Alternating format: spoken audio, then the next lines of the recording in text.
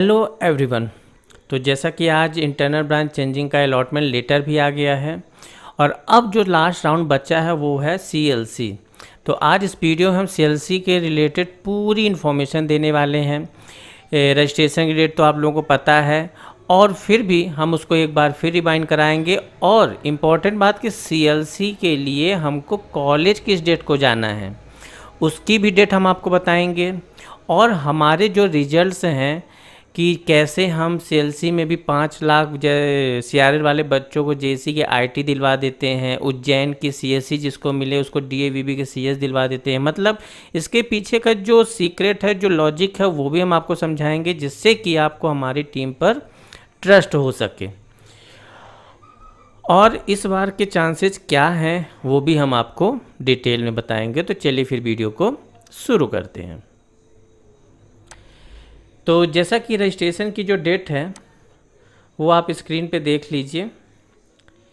ये है 9 सितंबर से 11 सितंबर, है ना। मतलब इस दौरान आपको रजिस्ट्रेशन करना है। और ये जो 2 डेट दी गई है तो दोनों में से स्टार्टिंग की बात है पहले ही रजिस्ट्रेशन में करना है, क्योंकि सीएलसी 2 में तो शायद ही मौका लगे।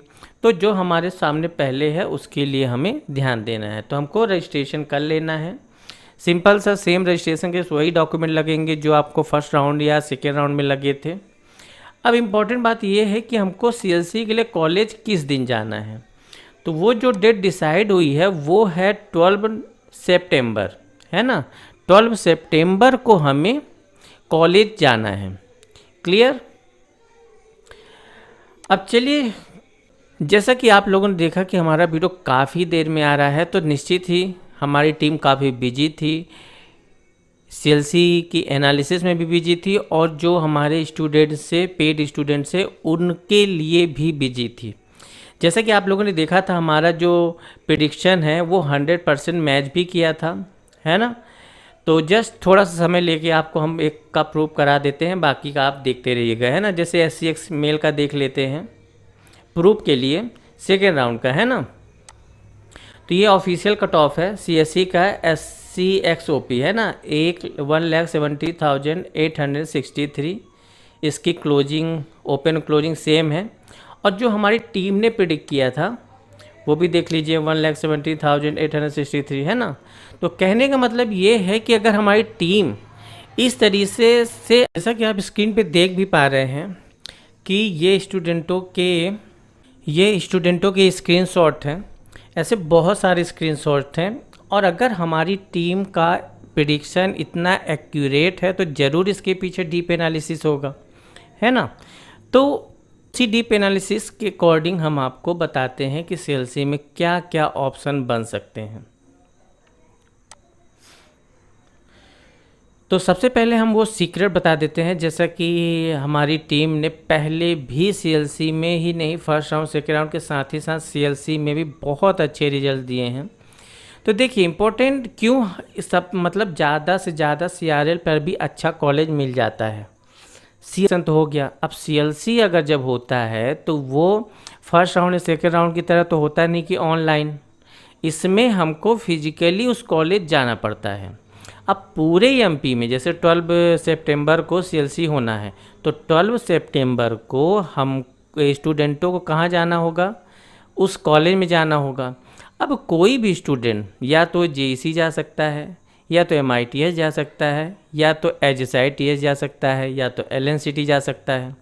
कहने का मतलब ये है कि स्टूडेंट एक ही कॉलेज में जाके सीएलसी करवा सकता है।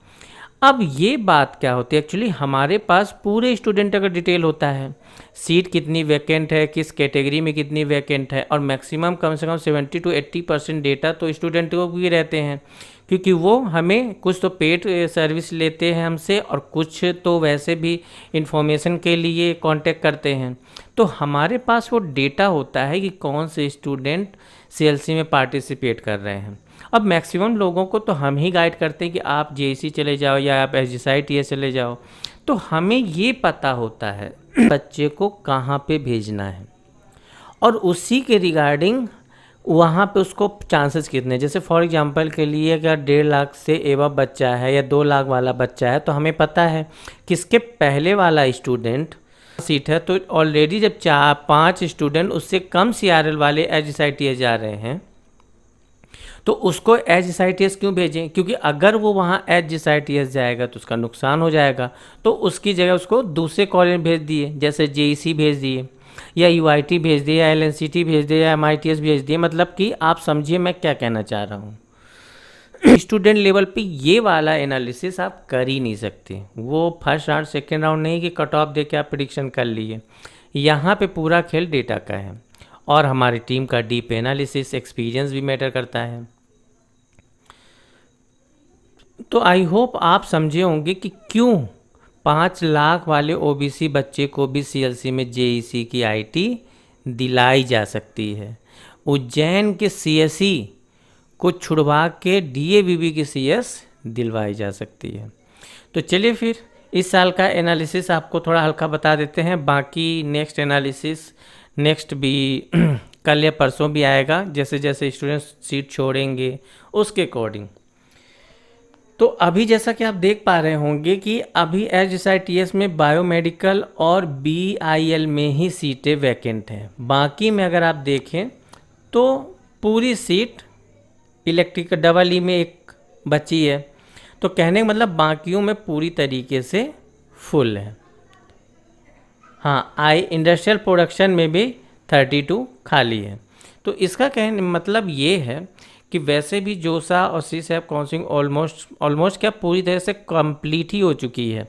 तो जो बच्चे छोड़ सकते थे वो छोड़ चुके हैं। अभी जिन बच्चों के अलॉट हुआ है CSE IT वो अब छोड़ने वाले बच्चे नहीं हैं। तो इन केस बहुत ही कम सीट, वैसे तो यही अंदाज़ा है कि इस बार सीट CSIT की बिल्कुल खाली ना हो, लेकिन रेयरली खाली होगी भी तो पिछले साल की तरह गुच्छे में, मतलब बंच में बहुत ज़्यादा खाली नहीं होगी, इक्का दुक्का ही खाली हो सकती है। सेम वे इसका फ़र्क जो पड़ता है वो सभी कॉलेजों में पड़ता है। ये भी हम आपको एक इम्पॉर्टेंट बात बताते हैं। जैसे कि फॉर एग्जाम्पल क्या होता है, अगर पिछले साल का सिनेरियो हम अगर बताएं तो जैसे जब HSITS में 20-25 सीटें जब खाली होती है ना, तो फिर क्या होता है उसको देख के बहुत सारे स्टूडेंट को तो हम ही गाइड करते हैं, तो वो DABB की CS छोड़ के HSITS के CSIT की तरफ भागते हैं, JEC की CS छोड़ के HSITS की CSIT या ET की तरफ भागते हैं, MITS की CS छोड़ के HSITS की CSIT की तरफ भागते हैं। अब यहाँ से आप थोड़ा सा समझिए मैं क्या कहना चाह रहा हूँ। HSITS की खाली हुई तो DABB की खाली हुई, और जब DABB की CS खाली हुई तो जो नीचे के बच्चे हैं EI वाले ET वाले वो छोड़ के DABB की CS की तरफ जाने के लिए पार्टिसिपेट करते हैं CLC में। और सेम वे यही होता है MITS और JEC वगैरह में। तो कहने का मतलब ये है कि और एक और इम्पोर्टेंट बात जो कि आपको पता ही होगी कि जो CLC होता है उसमें पार्टिसिपेट करने के लिए आप MPDT के थ्रू अगर कोई कॉलेज एडमिट किए हो तो उस सीट को कैंसिल करनी पड़ती है। जब तक आप उस सीट को कैंसिल नहीं करेंगे तो आप CLC में पार्टिसिपेट नहीं कर सकते। ये इम्पोर्टेंट बात आप लोगों को पहले भी पता हुई होगी और भी वीडियो देख के। तो आई होप पूरी बातें आपको समझ में आई होगी। जो कि CLC पेड हमारी जो काउंसलिंग और पेड काउंसलिंग है, तो अगर किसी स्टूडेंट को CLC में पार्टिसिपेट करना है तो दिए गए नंबर पे आप अपना स्कोर कार्ड भेजें और अपनी क्वेरी लिखें, व्हाट्सअप करें, डायरेक्ट कॉल मत किया करें, डिस्टरबेंस होता है। आपको ऑलरेडी व्हाट्सअप नंबर दिए हैं तो आप उसमें कर सकते हैं, आपको तुरंत या 5 से 10 मिनट के अंदर ही अंदर रिप्लाई मिल जाएगा और फिर हमारी टीम आपको कॉल बैक कर लेगी। तो CLC में पार्टिसिपेट करने के लिए अगर आपका मन है, अगर आप चांस लेना चाहते हैं तो हमारी टीम से एक बार कांटेक्ट कर लें। हम आपको कंफर्म बता देंगे कि आपको क्या मिलने के चांसेज हैं।